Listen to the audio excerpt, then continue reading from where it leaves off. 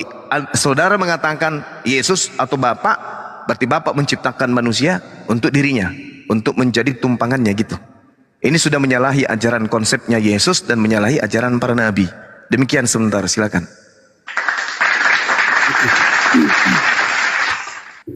Baik, sebenarnya kita harus merujuk kepada terminologi dulu ya.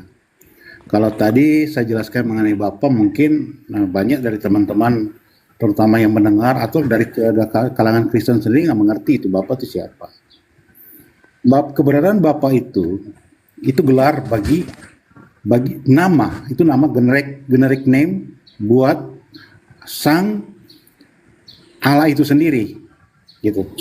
Jadi kita harus pisahkan dulu, kita harus coba cari terminologi untuk Bapa itu siapa, kemudian anak itu siapa, Roh Kudus itu siapa. Tapi kita tidak ke sana.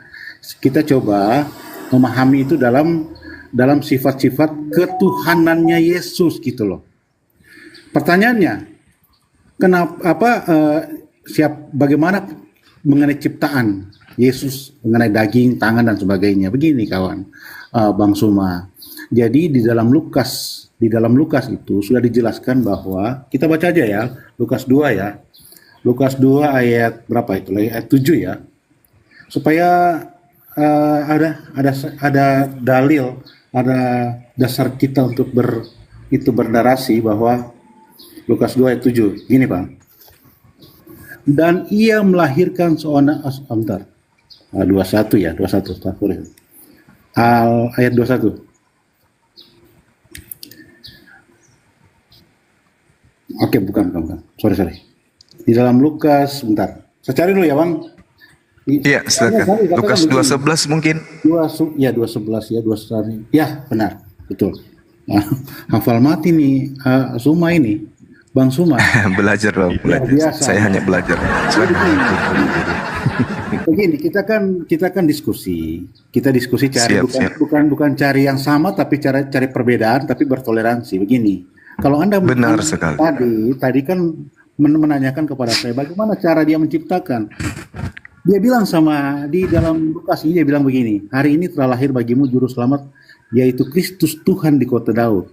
Kristus yang dilahirkan atau Tuhan yang dilahirkan di kota Daud. Jadi begini, ketika dia bilang sama Maria bahwa jangan takut bahwa anak yang kau lahirkan, yang kau kandung itu adalah dari Roh, gitu. Dari Roh, jadi dikandung dari Roh, bukan mengandung ya, dikandung dari Roh. Roh itu sendiri yang datang jadi manusia, atau yang dikenal dengan nama inkarnasi atau berkenosis, dia menjadi daging sama seperti kita. Merujuk kepada apa? Kita bisa baca di dalam Filipi 2 ayat 6, 7 dan 8 bahwa dia sendiri yang mengosongkan diri. Jadi Allah itu yang bermanifestasi, yang menjadi nyata, menjadi real nyata itu, dia itu adalah dari Roh gitu. Karena dia bilang sama Maria itu, engkau akan engkau akan melahirkan seorang anak yang dikandung oleh Roh Kudus, bukan kamu mengandung Roh Kudus, tidak, dikandung oleh Roh Kudus. Maknanya apa? Jadi Roh itu yang menyatakan diri, itu yang disebut selem demut gitu loh. Jadi dia itu baik tubuh, baik jika kalau orang lain mengatakan tubuh, jiwa dan roh, menurut saya tidak. Dia hanya merendahkan diri menjadi manusia, menjadi sama dengan manusia. Itu jawaban saya untuk Bang Suma. Jadi kalau Anda bilang dari mana, itu dari Roh gitu loh. Itu aja. Ya, baik. Makasih, Bang. Jadi kalau dibilang Yesus itu dikandung, sekali lagi saya katakan, kita terlalu jauh meninggalkan ajaran para nabi. Kalau yang dikandung ini Tuhan, yang dikandung ini adalah pencipta, atau apapun itu, disebut Bapa, disebut Allah, disebut Yehova, atau apa yang intinya adalah pencipta, dikandung manusia, kita terlalu jauh meninggalkan ajaran para nabi. Sebab Tuhan itu maha besar. Allahu Akbar. Mazmur 96 nomor 4. Dan banyak lagi data-data, Yeremia 32:18, Nehemia 4 nomor 14. Allah maha besar, Allah maha besar, Allah maha besar.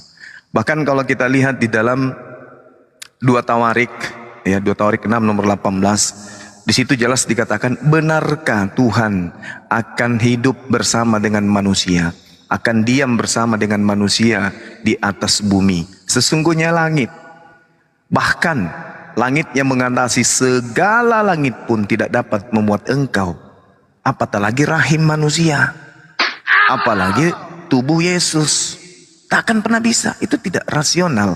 Kemudian ketika saudara saya mengambil data Lukas 2 nomor 11, pada hari ini telah lahir. Lahir ini sifat makhluk, lahir ini sifat ciptaan. Ini tidak bisa kena kepada pencipta, karena pencipta tidak dilahirkan, tidak melahirkan. Lagian ini juga akan menabrak keadaan di mana teman-teman Kristen nanti akan kesetrum dengan data yang lain. Hari ini telah lahir bagimu juru selamat, yaitu Kristus, Tuhan. Berarti yang lahir ini Tuhan, bukan manusia berarti. Karena yang lahir Tuhan.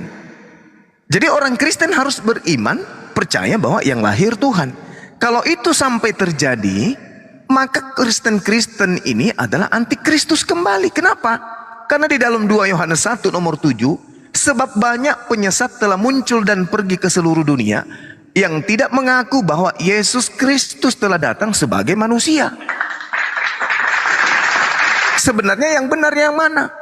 Lahir ini Tuhan atau lahir ini manusia? Serba salah. Kalau dikatakan dia lahir sebagai manusia, kenapa dituhankan?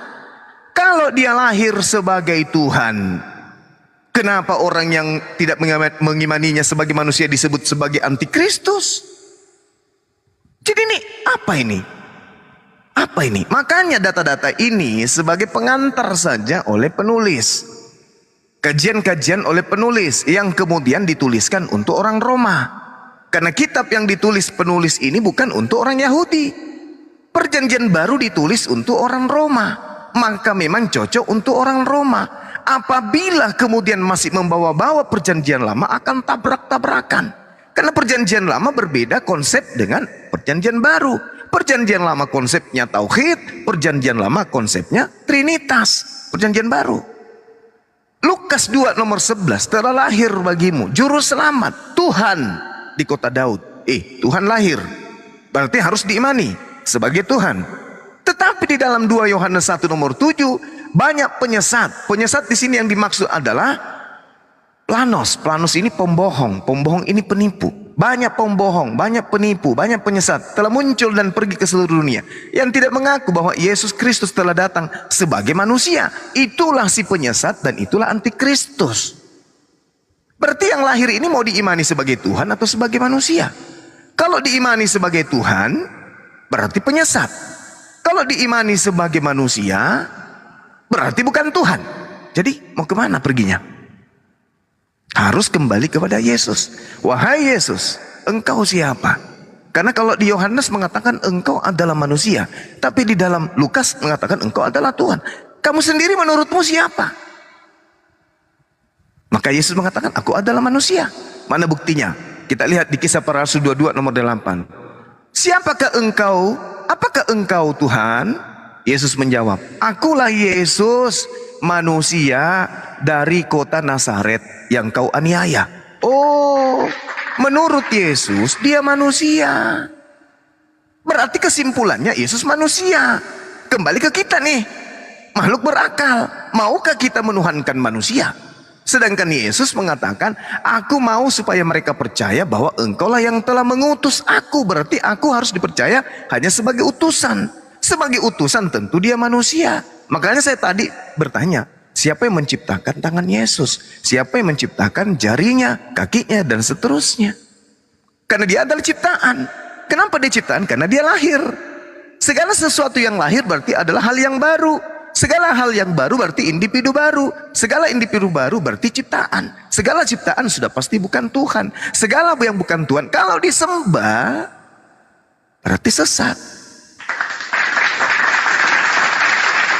Yesus ciptaan karena dia dilahirkan.